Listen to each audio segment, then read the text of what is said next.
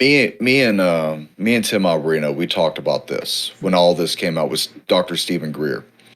And all this evidence from all these key eyewitnesses, Mhm. they're in DC and they're disclosing all this, which I don't really know what to think about Greer. I've tried to interview him, I did too. right? You know, you probably got the same thing I did I when you got get a ghosted. million subscribers. Talk to me. I got ghosted. Yeah, yeah. Hey, you know what? That's all right, Sure. man. That's all right. Whatever. He's special. Let him be special, Yeah. bro. So, Whatever. Yeah. It's his moment of cool time. Let yeah. him have it. But the thing about it is that when you have military veterans that are saying that they're seeing these same objects, just because they're veterans doesn't mean I believe them. Right. I know plenty of veterans that are like some of the most horrific liars you've ever met in your life. They're just people. Only another veteran would go, I know him too, bro.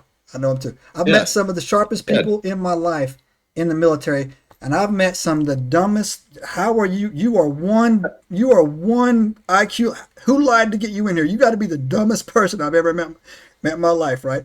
And so yeah, we could have stories. I don't want to trash anybody on that, but yeah, I totally know exactly what you're talking about, man. Well, look, I won't say names, but I've had my Marines that I would seldomly just look at and like I would trust a mop over you Yes. in a firefight. Yeah. Like if anything, I'm gonna disarm you because I don't know how the recruiter got you through. Someone lied to you, kid. Like you don't belong here. Do not stand behind me, right? Do not ever Nope. stand No, behind me. and we would chew those guys up and spit them out. Not because we're being mean, but like in the midst of the fight, we don't need you. We need other kind of people. Yeah. That's just the way it is. That's it. But when these veterans are coming out and they're talking about this stuff that they're seeing, and they all have the same kind of encounter, right? After they see it, they have an encounter with a guy or guys who will say, "You didn't see what you saw. Right.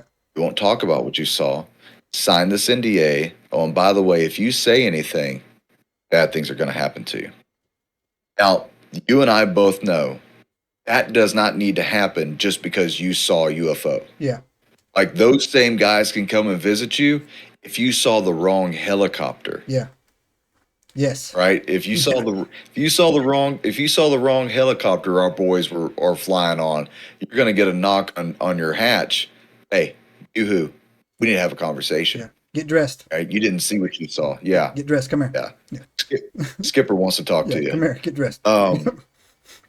So like when they talk about they're having these men in black type, conversations or conversations with, just the random guy who's not in your chain of command, who's in a suit, and he's the one telling your chain of command what you can and cannot say or do.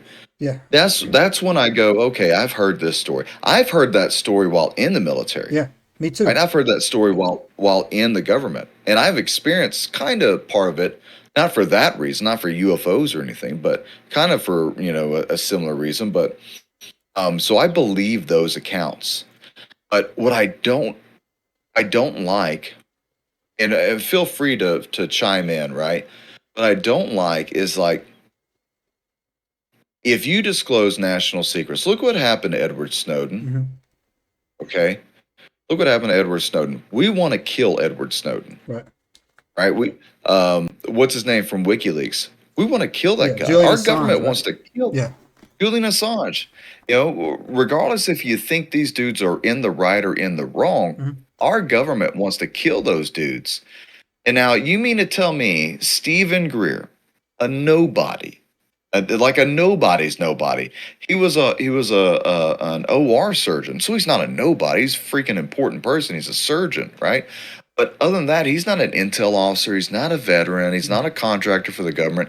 And all of a sudden, he has access to all this stuff and all these people, and they're all telling him all these highly black ops, declassified stuff no one's supposed to know. You're telling it to like your local heart doctor? Who are you to get that access?